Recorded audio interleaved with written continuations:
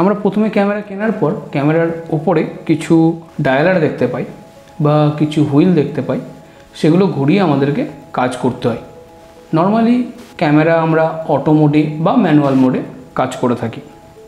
সেটা ছাড়াও ক্যামেরাতে আরও কিছু মোড আছে, সেই মোডগুলো কী কী এবং সেগুলোর কাজ কী কী বা আমরা সেগুলো কিভাবে কখন ইউজ করতে পারি সেটা সম্পর্কে জেনে নিই। আমি আমার ক্যামেরা দিয়েই আপনাদেরকে দেখিয়ে দিই যে এই ডায়ালারগুলো কী কী। আশা করব দেখতে পাচ্ছেন এখানে যে ডায়ালারটা আছে, সবসময় এটা নর্মাল অটো মোডেই থাকে। অটো মোড ছাড়া এখানে দেখে নেন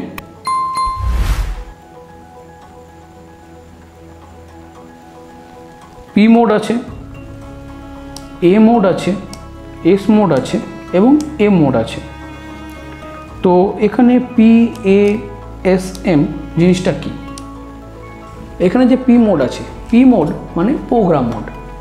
এই প্রোগ্রাম মোডটা হচ্ছে আপনি আপনার ক্যামেরাকে আগে থেকেই সেট করে রাখতে পারেন আপনার পছন্দর অনুযায়ী। ধরুন আপনি কোথাও ওয়াইল্ড লাইফ ফটোগ্রাফি করতে গেছেন, স্ট্রিট ফটোগ্রাফি করতে গেছেন, সেই সময় যদি আপনার অটো মোডে বা ম্যানুয়াল মোডে থাকে, আপনি ক্যামেরাটাকে সেট করে সেই ছবিটা তুলতে তুলতে মুভমেন্টটা চলে যাবে। এক্ষেত্রে আপনার প্রোগ্রাম মোডে যদি করা থাকে, আপনি ক্যামেরাটাকে জাস্ট অন করবেন, ছবিটাকে ক্লিক করবেন, আপনার কাজ কমপ্লিট, আপনি ছবিটা পেয়ে যাবেন। এখানে পি এর পরে এ মোড আছে, তারপরে আছে আপনার এম মোড, তারপরে আছে আপনার এস মোড। এ মোড হচ্ছে aperture priority mode. Aperture priority mode কি? আপনি একটা পার্টিকুলার অ্যাপারচার অনুযায়ী আপনার ক্যামেরাকে সেট করে রাখবেন। ক্যামেরা নিজে নিজে সেই অ্যাপারচার অনুযায়ী শাটার স্পিড এবং আইএসও সেট করবে এবং আপনার জন্য একটা প্রপার এক্সপোজ ছবি দেবে।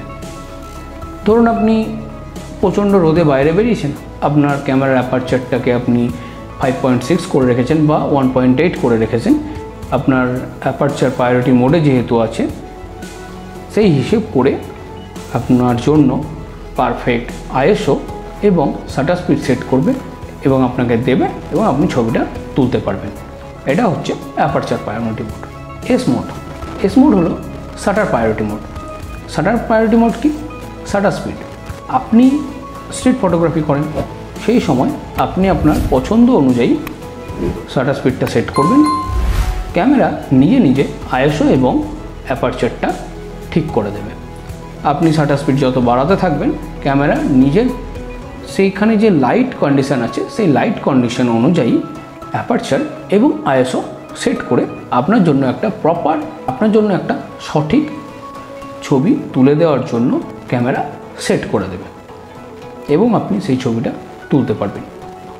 এটা হলো shutter priority mode. M mode, যেটা আমরা ম্যানুয়াল মোড বলে থাকি। প্রথমে যখন আমরা ক্যামেরা চালাতে জানি না, তখন আমরা অটো মোডেই কাজ করি, তারপরে আমরা ম্যানুয়াল মোডে শিফট করি।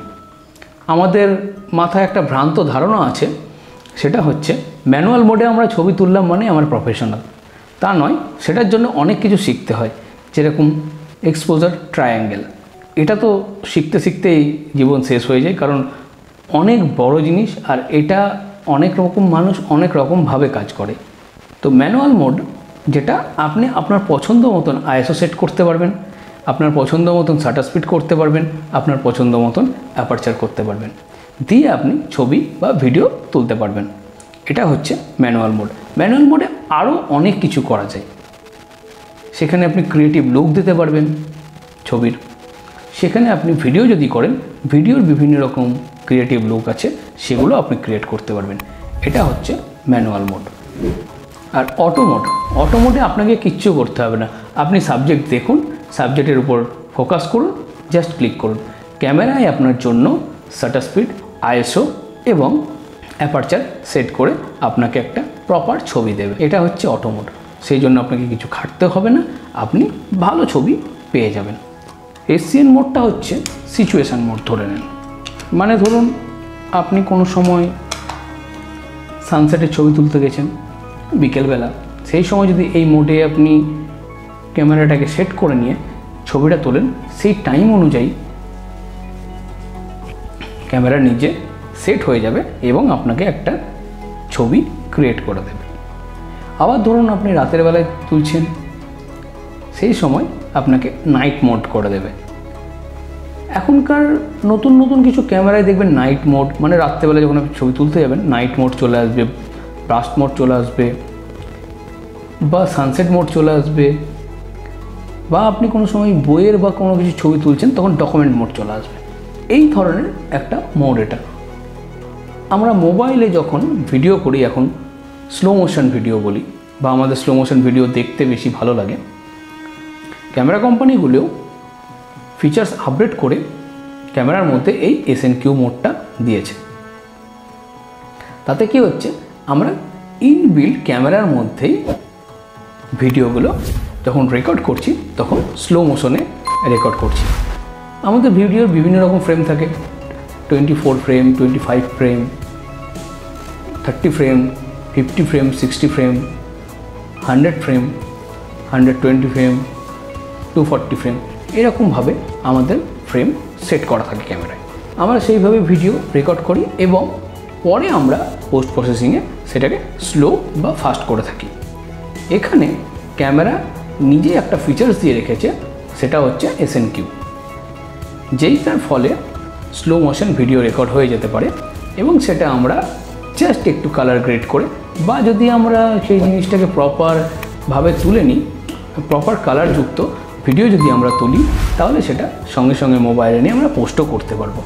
আর মোবাইলের থেকে অনেক বেটারই হয় এখানে স্লো মোশন ভিডিওটা। এটা হচ্ছে SNQ মোড। এগুলো সম্পর্কে আমরা ধীরে ধীরে জানবো এবং ফ্রেম কি, সেখানে কিভাবে এগুলো কাজ করে সেগুলো আমরা জানতে থাকবো। এরপর এখানে একটা 1 এবং 2 এই দুটো নাম্বার ছিল। এই 1 এবং 2 হচ্ছে আপনি আপনার নিজের পছন্দ মতন সেটিং একটা ভিডিওর জন্য বা একটা ছবির জন্য সেট করে রাখতে পারেন, বা দুটোই ভিডিওর জন্য সেট করে রাখলেন, একটা দিনের বেলার জন্য, একটা রাতের বেলার জন্য। সেই মোডে সেট করে আপনি নিজের মতন সেই কাজগুলো করতে পারবেন। এবার যেহেতু আমাদের সিচুয়েশান চেঞ্জ হতে থাকে, সেই জন্য আমরা এই দুটো বাটনকে আমরা ছেড়ে দিই, এটাকে আমরা ইউজ করি না। নেক্সট হচ্ছে আমাদের মুভি মোড।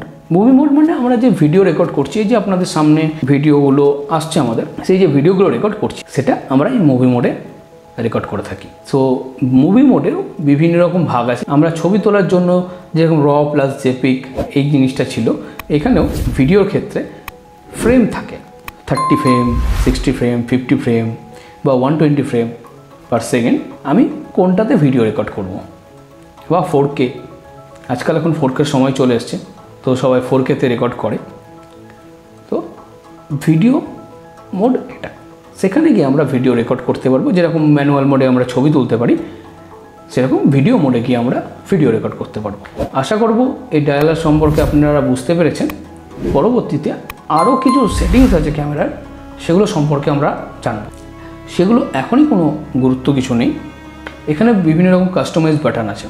আমরা ক্যামেরার মেনুর ভেতরে যদি চাই, তখন ধীরে ধীরে এই কাস্টমাইজ বাটন সম্পর্কে আমরা জানতে থাকব। আপাতত এইটুকুই। আশা করব আপনাদের আমাদের এই ভিডিওগুলো ভালো লাগছে। সঙ্গে থাকুন, সুস্থ থাকুন, ভালো থাকুন এবং আমাদের চ্যানেলকে সাবস্ক্রাইব করুন।